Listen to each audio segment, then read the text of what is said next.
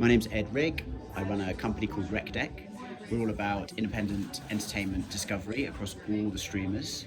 And I'm a writer-director from London. Been working on a feature film called The Critical Hour for about 2-3 years now, packaging it together, hoping to shoot this summer. And very excited to be here at the last Park City in Sundance. Awesome.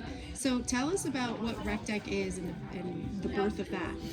Yeah, RecDeK was born out of a frustration that I had scrolling streamers, not really knowing what to watch, spending 20 minutes a day trying to find something on Netflix, and never really enjoying the suggestions that the algorithm was throwing up.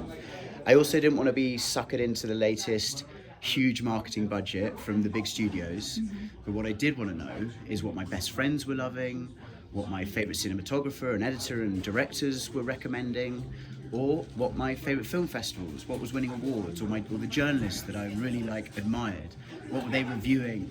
So RecDeK really is a platform to connect people to the recommendations that our close community and our close friends are really vibing with. That's what we're about. That's amazing. How does it work? So you log on, you sign up, and you connect with your friends, you can follow film festivals, and you can follow publications. And as soon as a friend recommends a show, that will land in your deck. You can have a look at what they said, you can watch the trailer, you can see what streamer it's on, and if you like the idea of it, you just swipe it into your watch list. You can fill out your collections, so if you're a Martin Scorsese fan, you can see all of the back catalogue, or if you want to finish the Star Wars universe, your collections are the place where the films that you've seen and loved and recommended, or not, live.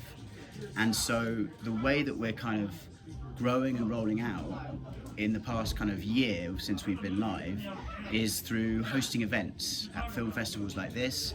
And it's been amazing to get feedback from the industry themselves about how to improve the platform, about what they're loving and not loving. So we've really tried to launch this for creatives first, for people that we know, love and feel really close to film and TV. And we're kind of excited now that we've established a little name for ourselves to try and go a bit wider, to try and look further afield to other audiences, because for me, the problem of curation and discovery in our industry is enormous, and the independent sector is so easily drowned out by big marketing budgets and by studio algorithms. And so if we can create a platform where the audiences themselves are listening to the opinions of their friends and fans and the people they admire, then I think that we can support our own filmmakers and projects which really come from the independent sector. They can have a much longer lease of life. That's amazing. Instead of listening to what these big conglomerates tell you that you should watch. So how is it? And it's an app, right? Yeah, iOS and Android app. You can download it. Now we're live, and we've been going for about a year now. Maybe in the long run it could become like an alternative streaming platform. Yeah, I mean, that's super interesting, and actually having conversations here at Sundance, people have said the same thing. When independent filmmakers have got their project completed, which is incredibly hard thing to do and a lot of work, very often it's still really difficult to get distribution, to be seen, to be heard in our industry. So in the long term, if we can support that by providing filmmakers with an outlet to our audience, then we'll do anything we can to try and kind of help those independent voices be heard. Yeah. Well, and so can you tell us about just some of the festivals that you cover? Obviously. Yeah, Sundance. sure. So RecDeK House is our kind of events arm. Anyone is welcome anytime. You just RSVP through the app, through the RecDeK app. And we're here at Sundance. We do South by Southwest, we do Berlin, we do Cannes, we do Tribeca, London, and then AFM. We have plans this year to do TIFF as well, but we want to create a space for the independent industry to come, hang out, find collaborators, find people that they vibe with for their project, and a really wide range of people come to our events. So we're seeing projects get off the ground, we're seeing new collaborators kind of find chemistry with each other's projects, and yeah, excited to see what the future brings. And what does it mean? What is RecDeK? Like recommendation deck of cards. Love that. Yeah, basically. See? Yeah. That's great. So tell us a little bit about you and being a filmmaker. Yeah, so I got into this industry to tell stories, and have been working on my debut feature for a couple of years now about a Spitfire pilot that becomes a getaway driver 20 years after the Second World War. We have been, I guess, developing that for a few years, and things take time in this industry, as we know. I also do visual effects supervising on set, kind of every now and again for bigger studio stuff. So I think the chance to come to Sundance and really push my project along and look out for those kind of key collaborators has been great this year. And you're a multi-hyphenate, right? You're producing it, and are you directing this as well? Yeah. So I have a co-creator, George Howson, who's a kind of car commercials director, and we hope to shoot this summer. We're 6-week shoot. We've been kind of working on this story for a couple years, and we actually have a second script penned as well. So this for us is like universe building, but doing it on a fairly modest budget, and really trying to make something like commercially minded, but with an independent eye. Mm-hmm. And you've built this all from going to festivals, and you've really packaged this from all your Pretty much. We made a short film. So we made a 12-minute proof of concept, a story kind of in its own right, but just to give producers and financiers and sales agents a taster of what we want to do, and some of the cinematography and style that the universe that we want to build kind of entails. And that's been actually super helpful with getting in the door and meetings and meeting sales agents, because I think we're all creative people, and it helps to just show someone what we're about. Mm-hmm. This being the last Park City Sundance, what's been one of the highlights? Good question. So I think the highlight for me has been connecting with people that I met last year, which was my first Sundance. And I think this industry is a long-term game. And so the kind of friends that I met last year are here again, and it's just a chance to hang out, catch up with each other's projects. And that really, I think, establishes friendships and working relationships. And there's a lot of conversations happening at the moment with both for RecDeK and the film, with people who are really interested, I think, to help get their project and our project to the next stage. And I think that collaboration, I'm just excited to see where that goes. And what has been the kind of general consensus on everybody's opinion this time about kind of where the industry's going, the independent film? I mean, this festival's moving, but what just AI, different stream? What's the kind of general underlining consensus? So at RecDeK House last night, we hosted 3 panels. One was on film for cultural change, one was on AI, and one was on distribution.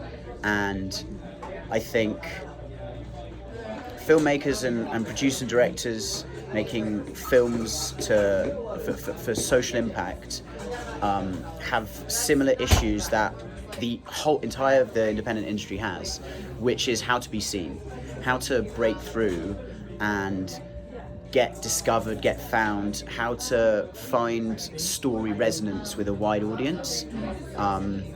It's difficult, as we know, to get a deal with Neons and A24s and the Focus, the studio companies, and so there is a sense, I think, that there's work to be done. There's a problem to be solved for our industry once the project has been shot. I mean, it's hard enough to find financing and make a good film, and then how do you reach that audience? How do you find a way to break through the noise and how much content there is? And the independent film industry is kind of shrinking, with less people going to cinemas in general, and that's definitely a bigger problem in general for us.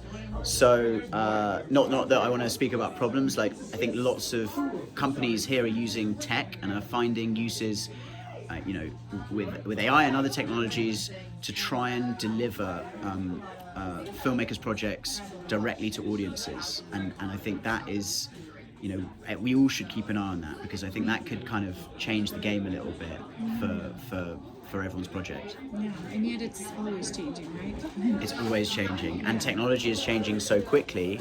And I mean, the panel on AI was fascinating. We had a colleague of mine, Daniel from OpenAI, and Ryan from a company called EchoBend, and Roll Credits, and they all were particularly excited about what AI can do for filmmakers. And I think there is a sense that AI is here to take our jobs and to really, be something to be not afraid of, but tread lightly. And actually, I think that what came out of the panel was that AI can actually facilitate you telling your story quicker, and you getting your pitch deck together and persuading the right people that you need to persuade in a very specific way, which previously might take weeks and weeks. We have to use it to our benefit, not let it use us. Yeah, 100%. So why is it so important for independent filmmakers to attend festivals like this? Even as hard as it is to get here, sometimes it's suffering in weather like this. Like, why is it so important? It honestly is so important, because we are a creative industry, and I think we make decisions based on our feelings about the people that we meet. And so if you as an independent filmmaker are in the mix, if you're here chatting to anyone and everyone, you can come across financiers and salespeople and crew that you could work with. And if you have a great meeting, or if you just enjoy a drink with someone, then that can lead to future collaboration. I think we are an industry of givers. We do want to help each other. And for me, like, being in the mix at these festivals is I'm already seeing the benefits of it. I'm already seeing people find collaborators and just work on projects which they never would have found otherwise. Last question. What are your hopes for 2026? My hopes for 2026 are, for me personally, that we shoot this project, The Critical Hour. I've been working on it for a long time, and I'm very excited to get it off the ground. I think in a more general sense, my hope is that people understand the importance of cinema. Cinema is really the foundation of storytelling, and the immersive experience on the big screen can change opinions and can shift mindsets. And we need to help each other in this industry, and the way that we help each other is go and be mindful about the film and TV that we watch, go and see it on the big screen, enjoy that experience, put your phone away, and spread the word for the films that you love. And I think that would be my biggest hope. Awesome, I love it. Any last words? Last words. The only thing that I would say is make films which matter to you. Make films which resonate, and I think that's the best way that stories can be told. I love it. You're very passionate. Thank you, Ed. Thanks a lot. Yeah.